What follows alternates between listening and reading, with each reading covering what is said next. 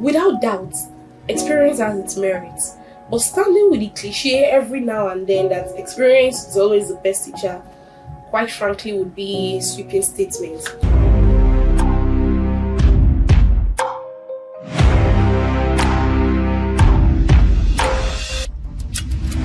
Hi there, welcome on here. If this is your very first time here, you're welcome here. I hope you stay inspired and connected. So yes, let me just quickly introduce myself. I am Gloria Wole. I'm a Christian, and my faith influences other spheres I'm privileged to occupy. I'm also a medical doctor with interest in holistic living and health. I'm also a personal development and fashion enthusiast. I'm a blogger and apparently also a YouTuber. So yeah, you're welcome on here. So let's get into today's video. Today is to debunk one of the many maxims out there, and that is experience is the best teacher. Experience is the best. Experience is the best teacher. So at the end of the video, we'll reach a conclusion. So yeah, as someone who is trying to grow in consciousness and godliness, I'm actually beginning to cultivate the culture that checks and tests everything. I think this is actually a culture that we as a community should also embrace. We must actually begin to question the basis of what we believe in and give room for, paradoxical thinking. Without doubt, experience has its merits. But standing with the cliche every now and then that experience is always the best teacher, quite frankly, would be a sweeping statement. So here are the perspectives that I would want us to consider. The very first is that one might not live to share the lessons from the experience. This is so true. Life can be unfair. It sometimes excuses the unrepentant and incorrigible and makes a scapegoat of the naive. My profession reminds me of this teenager who had an abortion following pregnancy from a single escapade. She then had her uterus, her womb perforated by the quack she visited, and unfortunately she lost her life at it. Confucius, a Chinese philosopher, once observed 3 ways to acquire wisdom. He said, by 3 methods you may learn wisdom. The first is by reflection, which is the noblest.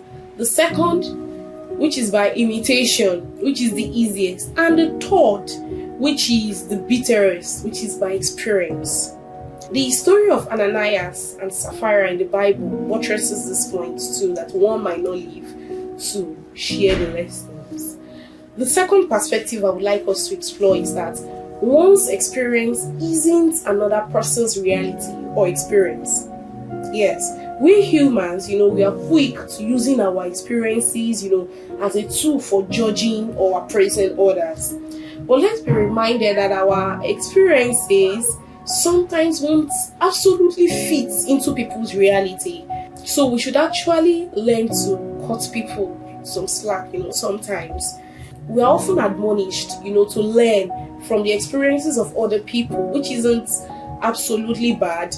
But it's important to know that object, subject, temperament, conditions surrounding every experience would be different. So projecting a past experience for comparison might actually not be fair or the best fit. What's the third perspective I would like for us to consider? It is that, life is dynamic. Experience is a function of time. Hence, your experience, 5-10 years ago might actually not fit into the reality of today. This is why learning actually shouldn't be one-off, but continuous. It's important for us to unlearn, giving room, to new ideals. A surgeon, for example, who glories in his past experiences, might not get to learn newer and evolving techniques of operating in the theater. I also think this should also influence the decision of employees to be, open, considerate and flexible with churning out time frames, to their employees. Other factors like character, ability to learn, should be considered, leaving room for people to learn on the job. And the fourth perspective I would like for us to explore is that there are principles and laws. There are principles governing some reactions or happenings, and the onus actually lies in our hands to recognize and walk by them without necessarily experiencing them firsthand. Do I have to put my hands in fire before I know it will burn? Do I need to be pricked by a needle used on another patient before I know that, oh, I stand the risk of being infected? No.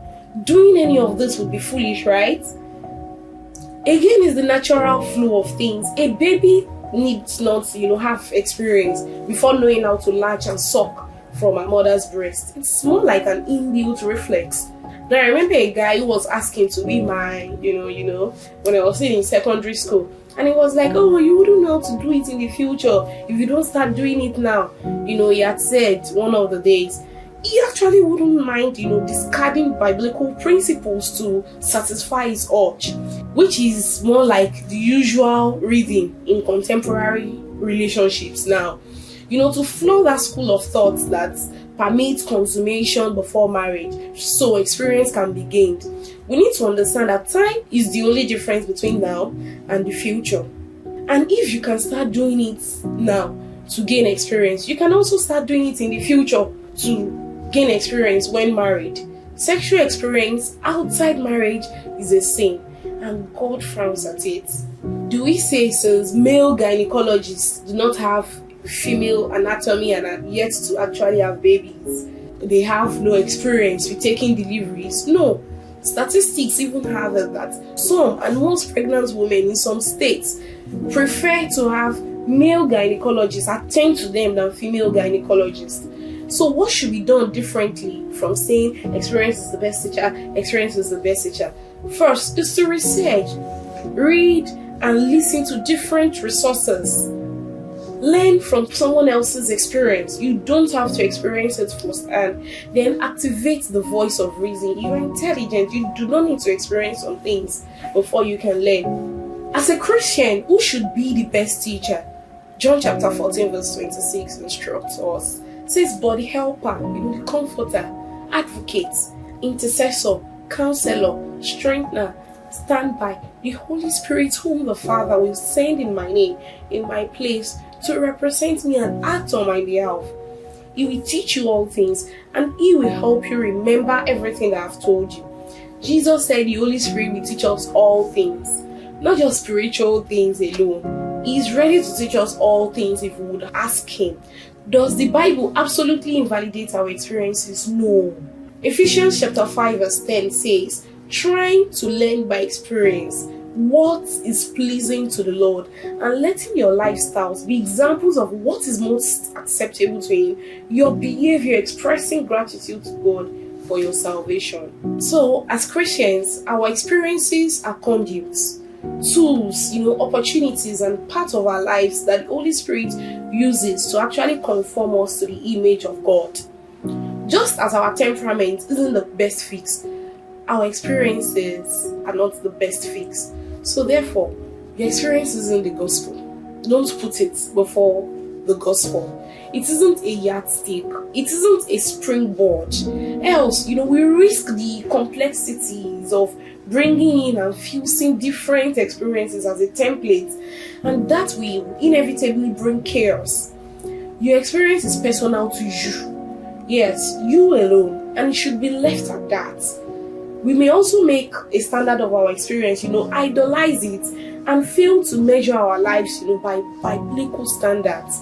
Paul the Apostle again drives this lesson home, as he was actually never married and didn't have the experience of being married, but wrote most of the biblical injunctions about marriage as inspired by God. Being married actually shouldn't make one a marriage counselor if you actually haven't been certified. So, experience is not always the best teacher. Given this fact, it's important we take caution with the use of this maxim every now and then. I'll be in the comment section to listen to your opinions, your ideas, or reservations about this. Again, don't be selfish with this just a detail. If you've been inspired and now you see differently, don't forget to share this video with some others.